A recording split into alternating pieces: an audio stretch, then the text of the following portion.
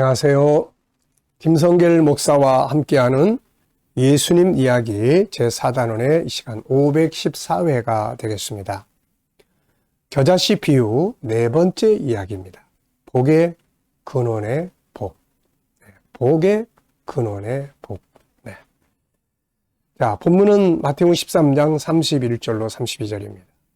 또 비유를 들어 이르시되 천국은 마치 사람이 자기 밭에 갖다 심은 겨자씨 하나를 같으니 이는 모든 씨보다 작은 것이로되 자란 후에는 풀보다 커서 나무가 되매 공중의 새들이 와서 그 가지에 깃들이느니라.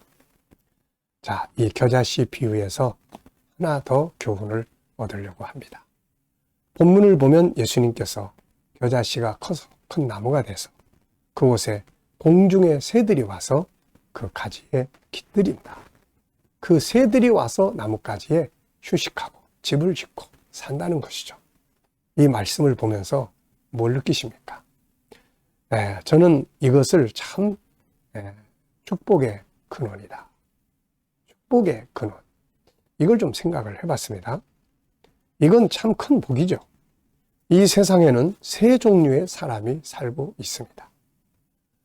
첫째는 남에게 빌리고 도움을 받아야만 하는 사람이 있고, 둘째는 자기 삶을 간신히 지탱하는 사람이 있고, 셋째는 남에게 나눠주고 구워주는 삶을 사는 사람이 있습니다. 여러분들, 우리는 어떤 삶을 살고 싶으신가요? 남에게 빌리고 항상 도움을 받아야만 사는 삶, 그저 자기 삶만 간신히 버티고 지탱하고 사는 삶. 세 번째는 다른 사람에게 나누어주고 베풀며 사는 삶. 물론 여기 하나를 더하면 남의 것을 빼앗고 해를 끼치는 사람도 물론 있죠. 그러나 이런 사람 빼고. 자, 우리는 당연히 바로 나누고 베푸는 삶을 사는 사람들이 되어야 합니다. 오늘 본문의 말씀은 바로 이런 걸 얘기하는 거예요. 천국 복음도 자기 혼자만 알고 끝나는 게 아니라 다른 사람에게 나눠줘서 수많은 사람들이 그 천국 복음 안으로 들어오게 만들어주고 내가 가지고 있는 것들을 다 함께 나눌 수 있을 만큼의 풍성함을 가지고 살아가는 축복된 삶을 말하는 거죠. 성경은 이런 사람을 복의 근원이라고 말합니다. 복을 받아서 나누어주고 꾸어주며 살아가는 사람이죠. 복음도 나만의 복음이 아니고 나눠주는 복음, 물질도 나만을 위한 물질이 아니라 나누고 베풀며 살아가는 물질이 되어지게 하는 거죠. 하나님은 우리가 이런 삶을 살기를 바라세요. 그래서 신명기 28장 12절에 보면 여호와께서 너를 위하여 하늘의 아름다운 보고를 여시사 내 땅에 때를 따라 비를 내리시고 내 손으로 하는 일에 복을 주시리니 네가 많은 민족에게 구워줄지라도 너는 꾸지 아니할 것이요. 구워주는 삶, 베푸는 삶, 나누는 삶. 사실 인간은 하나님의 것을 가지고 다 사는 거예요. 알고 보면 그분이 주셔서 그분 것을 가지고 사는 겁니다. 오늘 여기 본문의 이 말씀에도 하늘의 아름다운 보고를 하나님이 열어주시는 거죠. 자, 이런 삶을 우리는 다 꿈꾸고 이런 삶을 또 비전으로 삼고 이런 삶을 살아갈 수 있도록 해야 합니다. 이것을 가장 먼저 말씀해 준 사람이 아브라함이죠. 하나님은 아브라함을 부르시면서 그에게 복의 근원이 될 것이다. 이런 말씀을 하셨어요. 땅의 모든 족속이 그를 통해서 복을 받을 것이라고 하신 겁니다.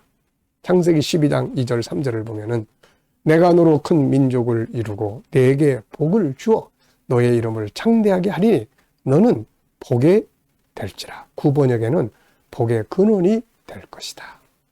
너를 축복하는 자에게 내가 복을 내리고 너를 저주하는 자에게 내가 저주하리니 땅의 모든 족속이 너로 말미암아 복을 얻을 것이라 하신지라.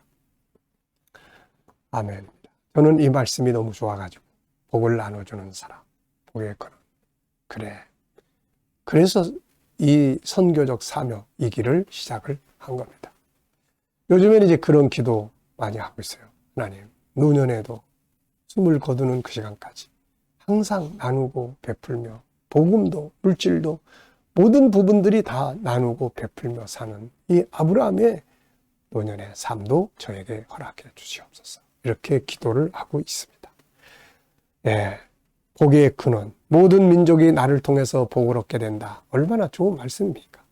영적인 복인 복음의 복도 나를 통해서 나눠지고 물질의 복도 나를 통해서 나눠질 수 있다면, 항상 섬기고 대접하고 나누고 산다면 얼마나 감사한 일이 되겠습니까? 우리는 항상 이런 비전을 가지고 살아야 합니다. 그래서 수많은 새들이 그 나뭇가지에 깃들이는 것처럼 수많은 사람들이 나를 통해서 은혜를 받고 나를 통해서 복음과 구원에 참여하고 나를 통해서 필요한 것들을 공급할 수 있는 이런 축복의 출발점이 되어야 하는 거죠. 사실 이 일의 모델은 예수님입니다. 예수님은 이 땅에 오셔서 복음도 나눠주셨고 치료도 나눠주셨고 필요한 것도 나눠주셨고 오병이의 기적도 나눠주셨고 항상 이렇게 복의 근원이 되셨던 거죠. 요한 3서의 주인공인 가룟라는 사람도 그런 사람이에요. 그는 자기 집에 오는 사람들을 항상 섬기고 대접하며 그들이 갈 때 필요한 경비까지 지출해 줬던 사람이에요.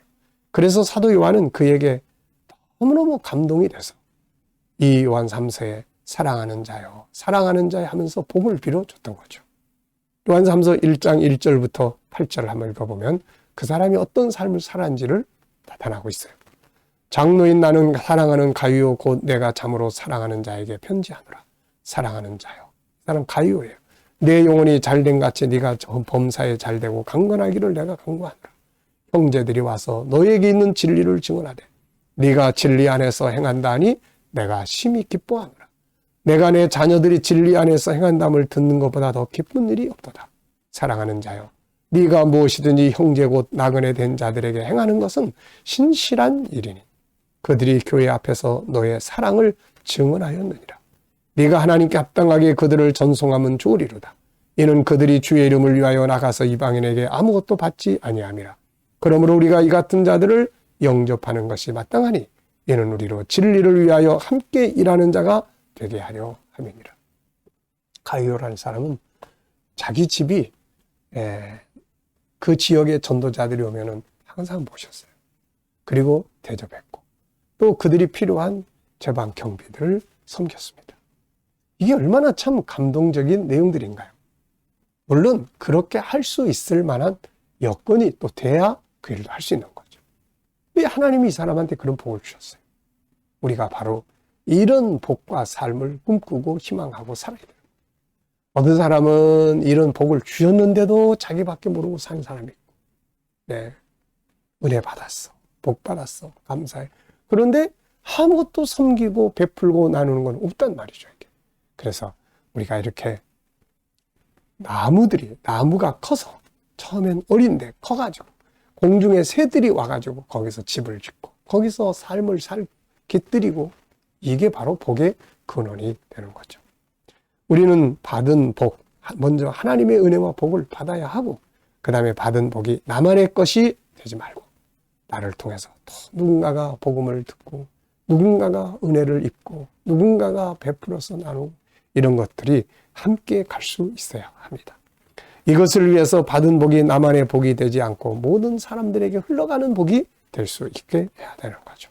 그래서 많은 사람들이 나중에 하나님 앞에 가서 보니까 당신 때문에 당신을 통해서 내가 당신의 그 은혜를 잊지 못합니다. 그러면서 하나님 앞에서 우리를 증거해 줄 수 있는 이런 삶을 살아야 합니다. 지금은 그렇지 못하더라도 그런 비전과 꿈을 가지고 살아야 되는 거죠. 자, 이 시간 말씀은 여기서 마치겠습니다. 감사합니다.